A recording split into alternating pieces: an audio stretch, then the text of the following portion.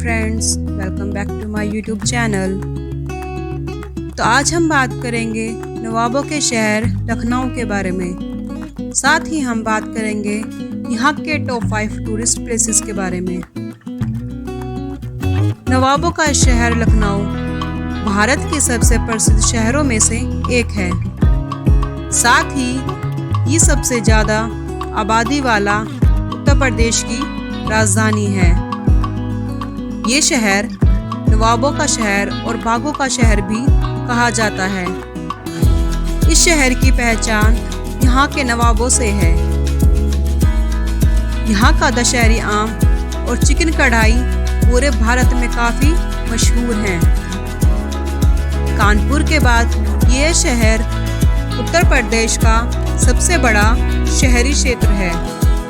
शहर के बीच से गोमती नदी बहती है, जो लखनऊ की संस्कृति का हिस्सा है। इस शहर का इतिहास काफ़ी पुराना है। लखनऊ प्राचीन कौशल राज्य का हिस्सा था। यह भगवान राम की विरासत थी, जिसे उन्होंने अपने भाई लक्ष्मण को समर्पित कर दिया था। अतः इसे लक्ष्मणवाती, लक्ष्मणपुर एवं लखनऊ के नाम से जाना गया, जो बाद में बदलकर लखनऊ हो गया। लखनऊ उस क्षेत्र में स्थित है जिसे ऐतिहासिक रूप में अवध क्षेत्र के नाम से जाना जाता था। लखनऊ हमेशा से एक भू संस्कृति का शहर रहा है। 2023 की जनगणना के अनुसार यहाँ की जनसंख्या 40 लाख है। पुराने लखनऊ में चौक का बाजार प्रमुख है। यह चिकन के कारीगरों और बाजारों के लिए प्रसिद्ध है। यह इलाका अपने चिकन की दुकानों एवं मिठाइयों की दुकानों की वजह से मशहूर है। यहाँ का अमीनाबाद काफ़ी मशहूर बाजार है, जो शहर के बीचों बीच स्थित है। यहाँ थोक का सामान, महिलाओं का सजावटी सामान, वस्त्र भूषण आदि का बड़ा एवं पुराना बाजार है। यहाँ मेट्रो, ट्रेन और एयरपोर्ट की सुविधा भी उपलब्ध है। यहाँ से अयोध्या की दूरी केवल 135 किलोमीटर है।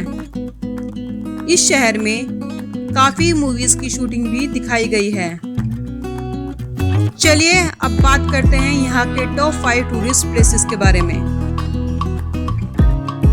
पहले नंबर पर है बड़ा इमाम बाड़ा। बड़ा इमाम बाड़ा लखनऊ की एक ऐतिहासिक धरोहर है, जिसे भूल भुलैया के नाम से भी जाना जाता है। इस इमाम बाड़े का निर्माण आसफ उद्दौला ने सन 1784 में अकाल राहत परियोजना के अंतर्गत करवाया था। यह विशाल गुंबद नुमा हॉल 50 मीटर लंबा और 15 मीटर ऊंचा है।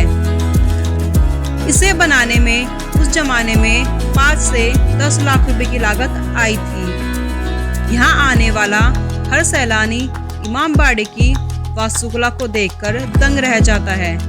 यह लखनऊ के सबसे प्रसिद्ध और खूबसूरत टूरिस्ट स्थलों में से शुमार है, जिसे देखने देश विदेश से पर्यटक सालों भर आते हैं। इस इमारत की वास्तुकला में मुगल कला, राजपूत और गौथिक यूरोपियन प्रभाव देखने को मिलता है। दीवारों के निर्माण में ऐसी टेक्निक का इस्तेमाल किया गया है कि यदि आप बेहद धीमे भी बोलो तो आपकी आवाज़ दूर तक सुनाई देगी। यहाँ लगभग 1000 से भी अधिक इमाम बाड़ों की दीवारों के बीच स्थित गलियारे हैं, जिन्हें भूल भुलैया कहा जाता है। इन गलियारों में आकर हर कोई अपना रास्ता भटक जाता है। इस स्मारक के वास्तुकार दिल्ली के किफायतुल्ला थे। इन्होंने भी इस भव्य इमारत को डिजाइन किया था। इसके निर्माण में लगभग 20,000 लोग लगाए गए थे और यह लगभग 11 वर्षों में बनकर तैयार हुआ था। यहाँ पर आप शाही हमाम बावड़ी देख सकते हैं, जो एक गहरा कुआं है। यह 5 मंजिला है, लेकिन यह सिर्फ 2 मंजिला दिखाई देता है और बाकी के 3 मंजिल पानी में डूबे हुए हैं। इसे भी यूनानी वास्तुकला पर बनाया गया है। इसके अलावा आप यहाँ आसिफी मस्जिद देख सकते हैं, जो एक विशाल मस्जिद है। दूसरे नंबर पर है छोटा इमामबाड़ा।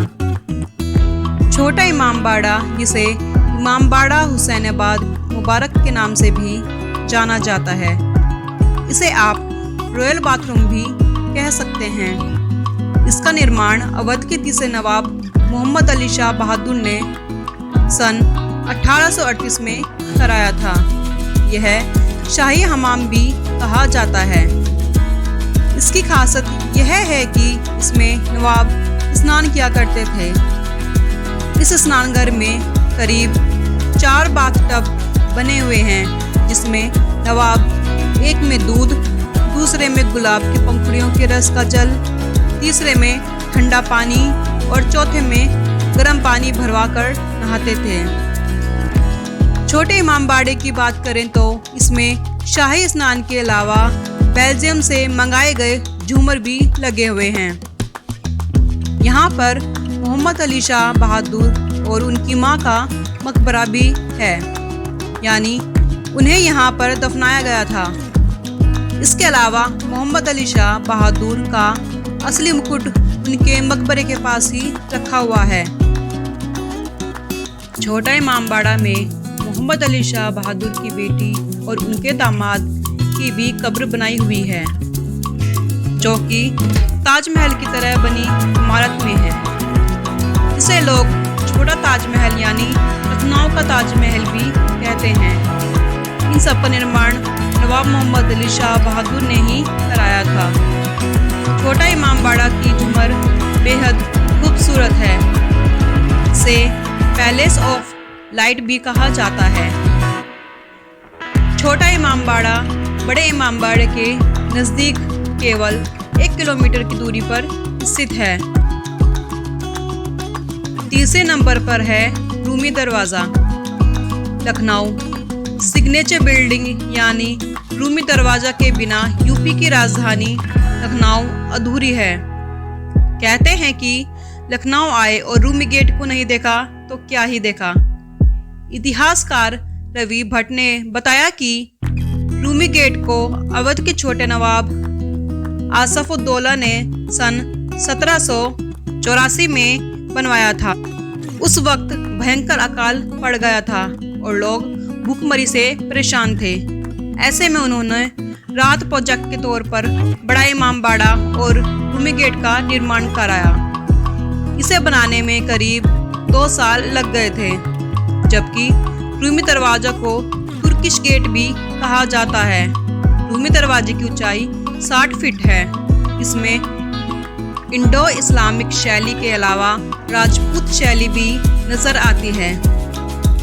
इसकी सबसे आश्चर्य करने वाली बात यह है कि रूमी गेट दोनों ओर से देखने में एकदम अलग लगता है। जब बड़े इमामबाड़े की ओर से देखा जाए तो यह बड़े इमामबाड़े के प्रवेश द्वार जैसा ही लगता है, और जब इसे घंटाघर की ओर से देखा जाए तो यह एक गले के हार की तरह नजर आता है। यह पुराने लखनऊ से बड़े और छोटे इमामबाड़े को जोड़ता है। यह आसवी इमामबाड़ा टीले वाली मस्जिद के निकट है और लखनऊ शहर के लिए एक प्रतीक बन गया है। 4 नंबर पर है Ambedkar memorial park. Ambedkar memorial park, जिसे औपचारिक रूप से डॉक्टर भीमराव अंबेडकर सामाजिक परिवर्तन प्रतीक स्थल के नाम से जाना जाता है। यह स्मारक 20वीं सदी के भारतीय बहुयज्ञ और भारत के पहले कानून मंत्री BR अम्बेडकर को समर्पित है। ये पार्क देखने में काफ़ी खूबसूरत है। इसे शुरुआत में 14 अप्रैल 2008 में मुख्यमंत्री मायावती द्वारा जनता के लिए खोला गया था। इस पार्क में 124 विशाल हाथी भी मौजूद हैं। इस स्मारक का निर्माण उत्तर प्रदेश के पूर्व मुख्यमंत्री मायावती ने अपने प्रशासन के दौरान कराया था। पूरा स्मारक राजस्थान से लाए गए लाल बलुआ पत्थर का उपयोग करके बनाया गया है। मई 2012 में इसका नाम अंबेडकर पार्क से बदलकर भीमराव अंबेडकर स्मारक कर दिया गया। डॉक्टर भीमराव अंबेडकर स्मारक के सामने संग्रहालय है जो लगभग 2.5 एकड़ क्षेत्र में बना हुआ है।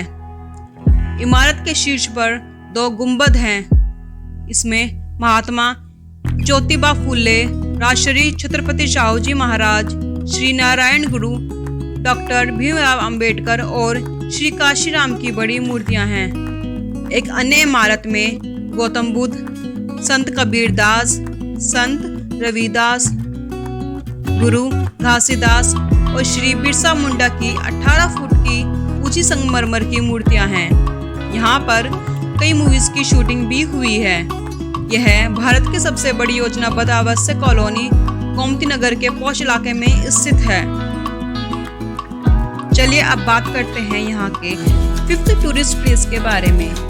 लखनऊ जू। उत्तर प्रदेश की राजधानी लखनऊ में कई जगह ऐसी हैं जहाँ पर आपको नवाबों के इतिहास से लेकर अलग अलग खान पान का स्वाद मिल जाएगा, लेकिन यहाँ का जू देखने में काफ़ी खूबसूरत है।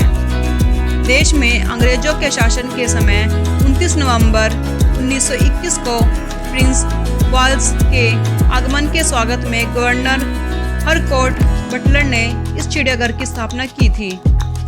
देश विदेश वन्यजीवियों के साथ इस चिड़ियाघर का सफर शुरू हुआ। शुरुआत में चिड़ियाघर को बनारसी बाग नाम से भी जाना जाता था, क्योंकि यहाँ पर बनारस के आम के पेड़ों को लगाया गया था। साल 2001 में जूलॉजिकल पार्क और फिर लखनऊ चिड़ियाघर के बाद साल 2015 में नवाब वाजिद अली शाह प्राणी उद्यान के नाम से यह चिड़ियाघर प्रसिद्ध हो गया था। यह देश के सबसे पुराने चिड़ियाघरों में से एक है। चिड़ियाघर में न केवल अलग अलग वन्य जीव हैं, बल्कि मिस्र की एक मम्मी भी है। चिड़ियाघर में बने राज्य संग्रहालय में इसे रखा गया है। यह मम्मी 13 वर्ष की एक लड़की की है। इसकी आयु करीब 3000 वर्ष है। यह चिड़ियाघर लखनऊ में 72 एकड़ क्षेत्र में फैला हुआ है। लखनऊ के चिड़ियाघर में आपको काफ़ी पक्षी देखने को मिल जाएंगे। इस चिड़ियाघर में आप रॉयल बंगाल टाइगर, शेर, भेड़िया, हिमालय सियाई हाथी, जिराफ, विशाल गिलहरी आदि कई जानवर देखने को मिल जाएंगे। ये देखने में काफ़ी खूबसूरत है और हरा भरा भी है। अगर आपने अभी तक लखनऊ को चिड़ियाघर नहीं देखा तो आप इसको जरूर देखें। आपको हमारा वीडियो कैसा लगा आप हमें जरूर बताएं। मिलते हैं आपको नेक्स्ट वीडियो में। धन्यवाद।